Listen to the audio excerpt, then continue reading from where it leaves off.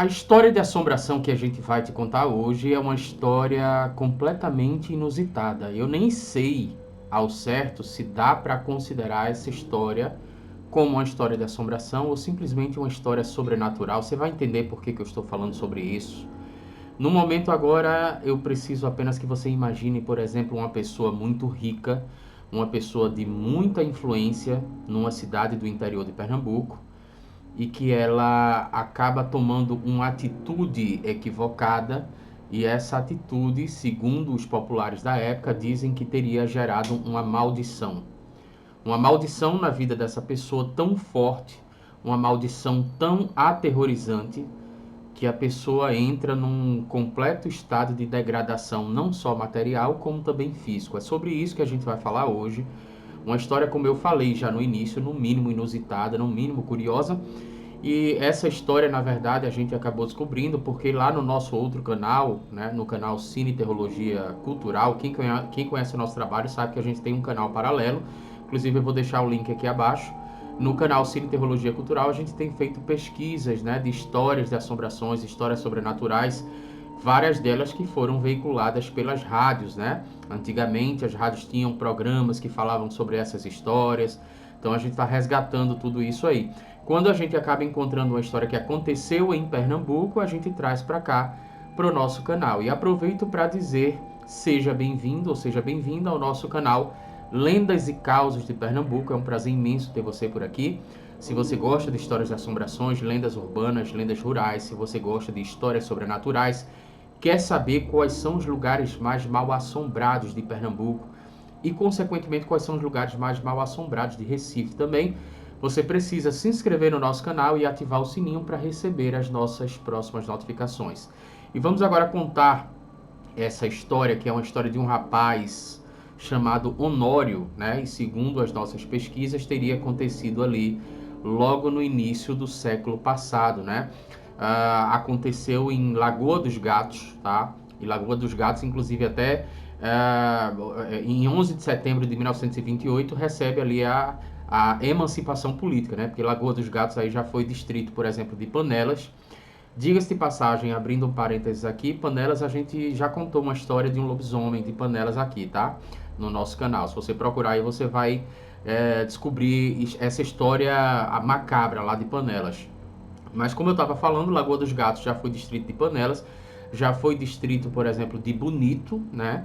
Do município de Bonito, já foi distrito, inclusive, de Caruaru, mas no dia 11 de setembro de 1928 ganha ali a emancipação política e no dia 11 de setembro eles comemoram, né, a questão da emancipação política.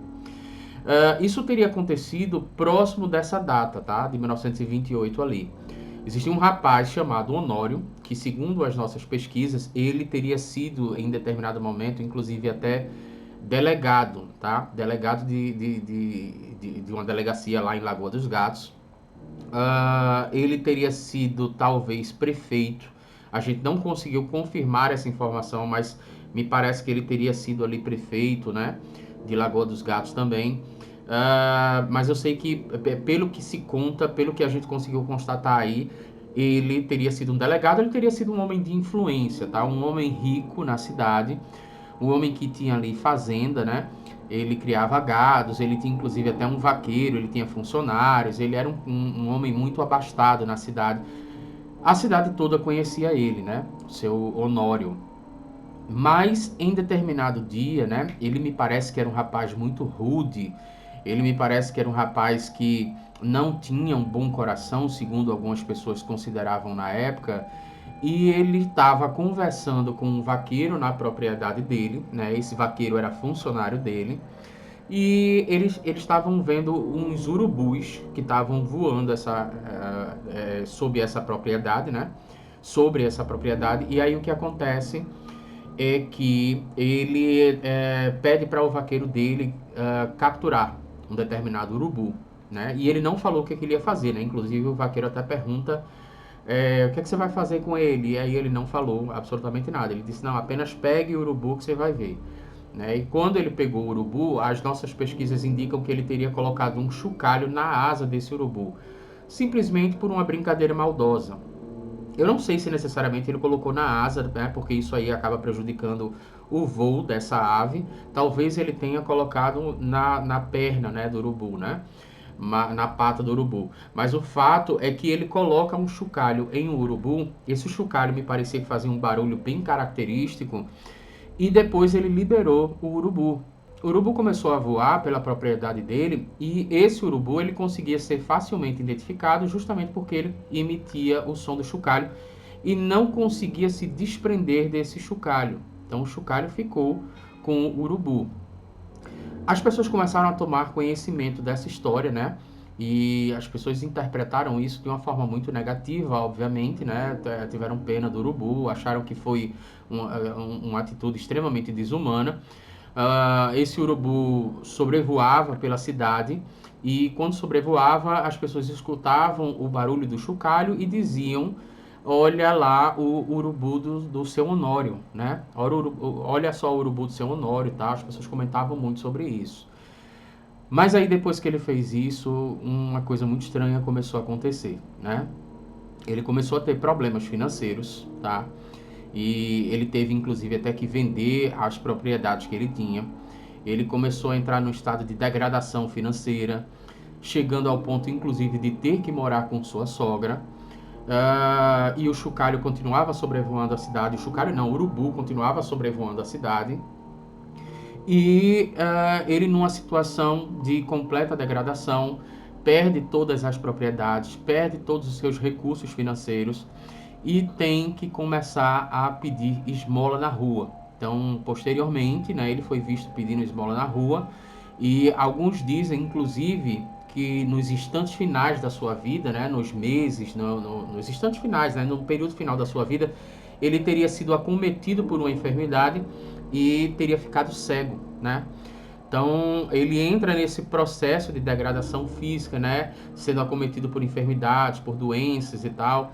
E também num estado de degradação financeira, porque ele perde todas as propriedades e seus recursos e deixa de ser um homem abastado e passa a ser realmente um homem, um pedinte, né? Um camarada que pedia esmola lá. As pessoas daquela época acompanharam esse movimento que aconteceu, né? Essa depressão que aconteceu, né, na vida dele e começaram a atribuir isso ao urubu. Mas até então muita gente dizia que era misticismo, né? Alguns falavam, olha, o fato dele ter feito isso com o urubu, essa maldade com o urubu, né? Então o urubu está causando essa maldição na vida dele.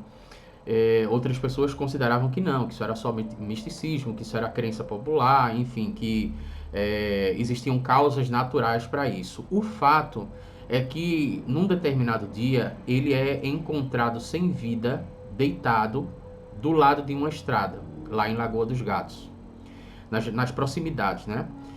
E a coisa mais curiosa é que só existia um urubu que estava sobrevoando o corpo dele, de uma forma inclusive até muito rasa, né, digamos assim, um voo rasante. E esse urubu era justamente o que estava com o chocalho. Parecia que na verdade o urubu não queria se alimentar do corpo dele, mas ele queria simplesmente observar o corpo dele sem vida, né? As pessoas pegaram o corpo dele, levaram para casa da sogra, né? Fizeram o velório e quando naquele período, inclusive o velório acontecia nas casas, né? A gente está falando aí de um período que seria mais ou menos ali década de 1920, né? Talvez início até da década de 1930. E aí o que acontece é que esse urubu, no velório dele, né, de uma hora para outra, o urubu aparece e fica parado na janela. Essa janela ficava inclusive próximo dos pés, né, do corpo do seu Honório. Então tinha lá o caixão e na frente dos pés, assim, logo depois dos pés, tinha a questão da janela. A janela estava aberta e esse urubu ficou lá parado e era de noite. A história vai dizer que naquela noite, quando as pessoas que estavam acompanhando o velório, né, viram o urubu parando, e era o mesmo urubu com o chocalho, ele parando e pousando na janela, as pessoas ficaram paralisadas, né? Começaram a achar tudo aquilo muito estranho. E uma pessoa se encorajou e espantou o urubu. Mas o urubu só voou, né? Só foi espantado depois que a pessoa se aproximou muito do urubu, assim, amedrontando ele, e aí o urubu ele voou, mas ele não foi para longe. Na frente dessa casa tinha uma árvore e o urubu ele pousou nessa árvore e ficou misteriosamente assistindo ao velório. Continuava com o chocalho lá, parado na árvore. Até então as pessoas estavam achando tudo isso muito estranho e quando chega o outro dia, né, porque a madrugada toda, o velório aconteceu durante a madrugada toda, quando amanheceu o dia, as pessoas foram no cortejo conduzir o caixão para o cemitério. E aí o urubu, durante o tempo todo, ficava sobrevoando o caixão e em alguns momentos fazendo voo rasante, e as pessoas ficaram com aquela zoada do chocalho, né? Escutando a zoada do chocalho, todo mundo achando tudo aquilo muito estranho, né? Algumas pessoas chegaram a se arrepiar, alguns céticos, inclusive, começaram realmente a acreditar que o urubu tinha amaldiçoado a vida dele, ou pelo menos alguma força maior tinha amaldiçoado a vida dele, justamente por ele ter feito essa maldade com o urubu.